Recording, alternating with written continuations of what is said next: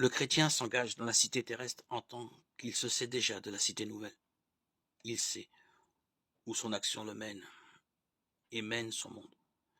Malgré l'imperfection et la précarité de la paix qu'il tente d'instaurer, il a conscience qu'elle constitue une démarche vers la réalisation de la paix absolue. Toute œuvre, en ce sens, est une pierre apportée à l'édifice de Dieu. Rien dans ce domaine n'est inutile, quelle que soit la pauvreté de l'œuvre accomplie.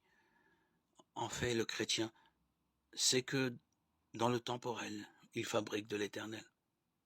Il a conscience de l'efficacité de sa tâche, aussi humble soit-elle, de celle aussi de ses frères, peut-être non croyants, qui luttent pour la justice. Toute réconciliation est réconciliation avec Dieu, qu'on le sache ou non, et établit l'homme au niveau du royaume.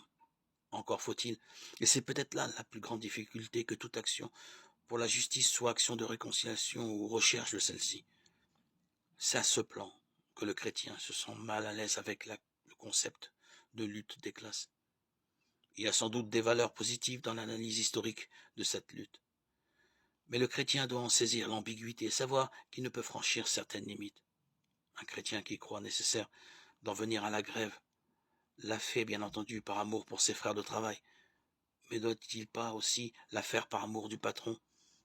Il y a une certaine manière de déclencher la grève, de la mener, qui, peut-être, permettra au patron de réviser sa notion de la justice, et donc de se convertir.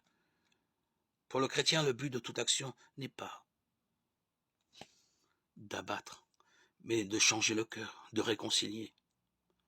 C'est dans cette œuvre de miséricorde, parfois rudement exprimée par nécessité, qu'il appartient au royaume, et qu'il tente de rallier ses frères, tous ses frères, pour la marche vers ce royaume.